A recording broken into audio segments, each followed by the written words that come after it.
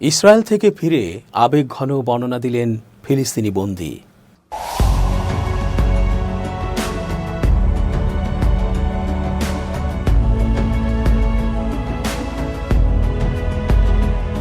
আসসালামু আলাইকুম প্রিয় দর্শক, আমন্ত্রণ আজকের আলোচনায়। চেঞ্জ টিভির আন্তর্জাতিক চোখ অনুষ্ঠানে এস জে রতন স্বাগত জানাচ্ছি।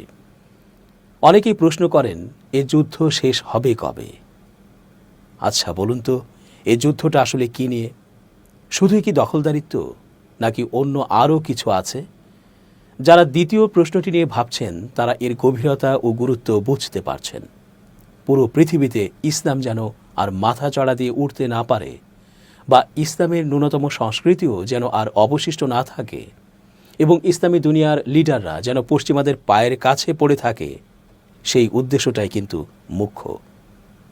ফলে এটা একটা আনসার্টেইন এন্ডলেস ওয়ার। যতদিন কিয়ামত সংঘটিত না হচ্ছে ততদিন ধরেই এই যুদ্ধ চলবে, কোনো না কোনো অঞ্চলে ভিন্ন আঙ্গিকে ও ফরম্যাটে।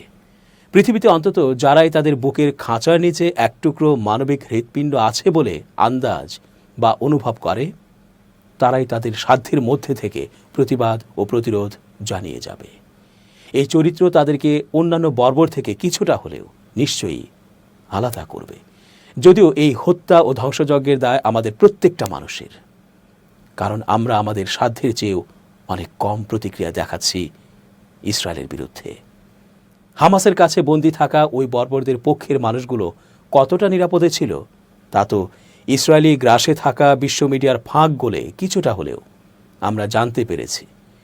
কিন্তু তাদের বন্দিশালায় ফিলিস্তিনিরা কি নির্মমতায় দিন কাটিয়েছে তা অবর্ণনীয়।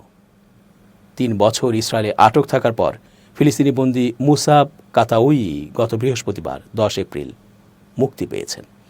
মুক্তি পাওয়ার আগে এক চূড়ান্ত অগ্নি পরীক্ষার মুখোমুখি হন তিনি। ইসরায়েলি কারারক্ষীরা আবর্জনার বাক্সে তার মাথা ঠেলে দেয়, তার চুলের কিছু অংশ কামিয়ে দেয়।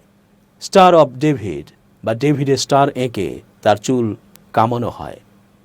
অধিকৃত পশ্চিম তীরের নিজ শহর কালকিলিয়ায় মিডল ইস্ট আইয়ের সঙ্গে এক সাক্ষাৎকারে কাতাউই জানান, কিশোর বয়সে গ্রেপ্তার আহমেদ মানাসরার সঙ্গে মুক্তি পাওয়া ফিলিস্তিনিদের মধ্যে তিনিও ছিলেন।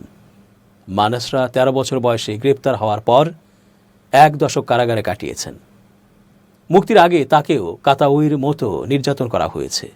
কাতাউই বলছিলেন, তারা ভোর হওয়ার পর আমাদের জড়ো করে, গণনা করে এবং নিয়ে যায়।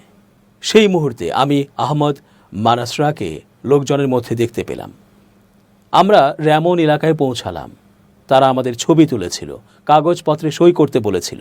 যে মুহূর্তে আমাদের মুক্তি দেওয়ার কথা ছিল, তারা একটি আবর্জনার বাক্স এনে আমাদের মাথা ধরে ভেতরে ঢুকিয়ে দেয় এবং আমাদের মারধর করে। একজন আমার মাথায় ডেভিডের তারা এঁকে দেয়।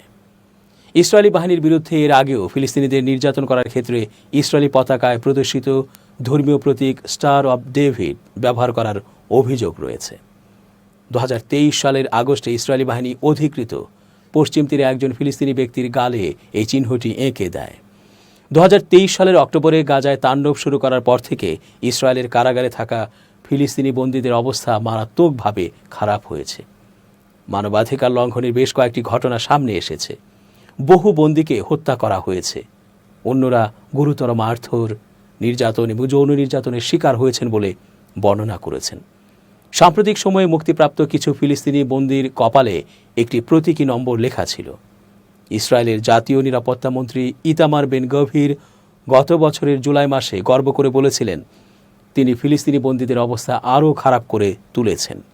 তিনি বলেছিলেন, জাতীয় নিরাপত্তা মন্ত্রীর পদ গ্রহণের পর থেকে আমি নিজের জন্য যে সর্বোচ্চ লক্ষ্য নির্ধারণ করেছি তার মধ্যে একটি হলো কারাগারে থাকা ফিলিস্তিনিদের, তিনি সন্ত্রাসী শব্দ উল্লেখ করেন, অবস্থা আরও খারাপ করা এবং আইন অনুসারে তাদের অধিকার ন্যূনতম পর্যায়ে কমিয়ে আনা। মুসাব কাতাউই নাফহা কারাগারে বন্দী ছিলেন।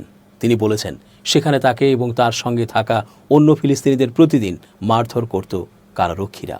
তিনি বলেন, আমাদের প্রচণ্ড মারধর করা হয়। তারা আমাদের অনেক অপমান করেছে, আমাদের ওপর পা রেখেছে, আমাদের বিরুদ্ধে কুকুর শব্দ ব্যবহার করেছে। এটা খুবই কঠিন সময় ছিল।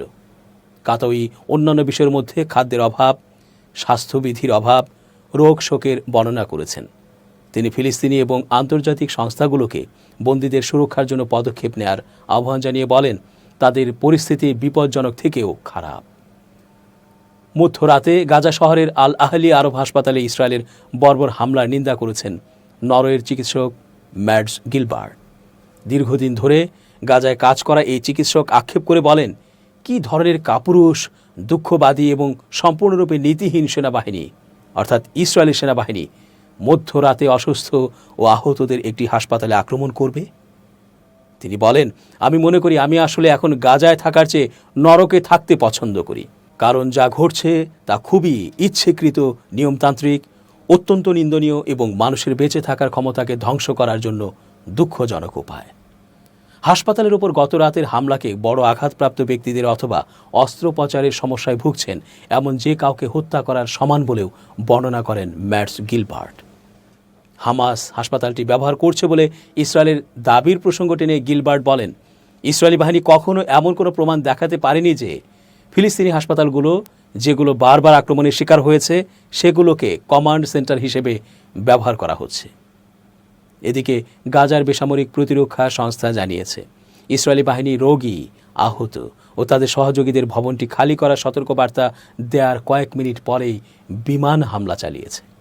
বোমা বর্ষণের ফলে সার্জারি ভবন ও নিবিড় পরিচর্যা ইউনিটের অক্সিজেন উৎপাদন কেন্দ্র ধ্বংস হয়ে গেছে।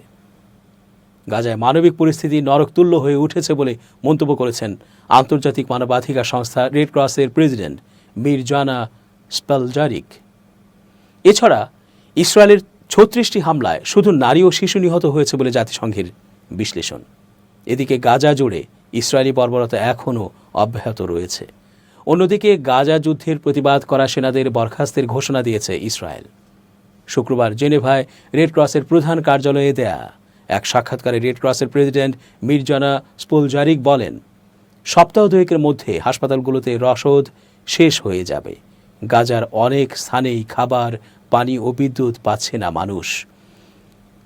এখনকার অবস্থাকে নরকের সঙ্গে তুলনা করলেই কেবল পরিষ্কার ছবি ফুটিয়ে তোলা সম্ভব।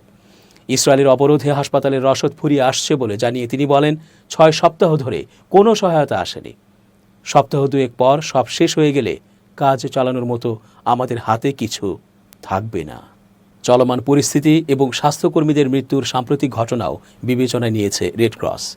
তিনি বলেছেন, এটা সত্য যে গাজাবাসীর চলাফেরা বা জীবন ধারণ যথেষ্ট ঝুঁকির মধ্যে আছে, কিন্তু বর্তমান পরিস্থিতিতে সহায়তা কার্যক্রম পরিচালনা করাও মারাত্মক ঝুঁকিপূর্ণ হয়ে গেছে।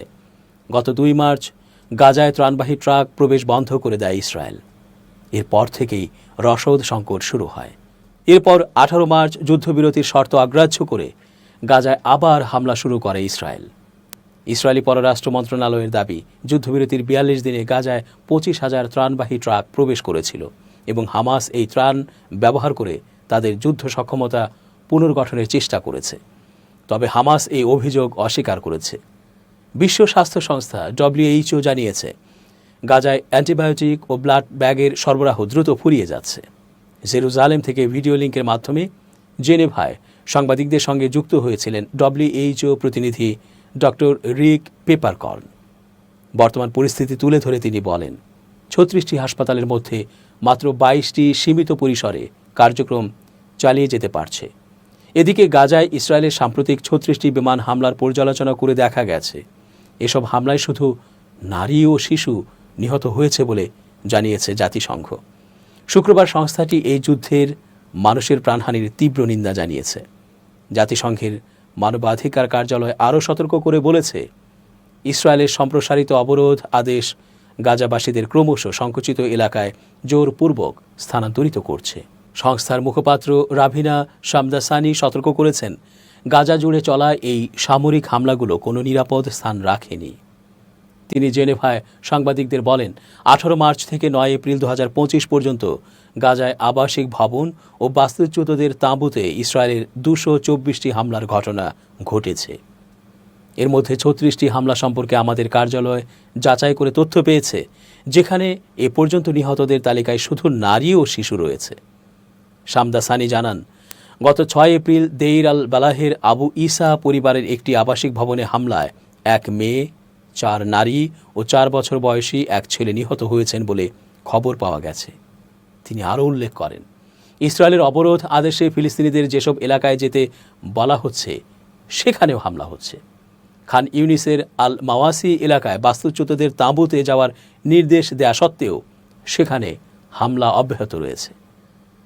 18 মার্চ থেকে এই ধরনের অন্তত 23টি ঘটনা রেকর্ড করা হয়েছে।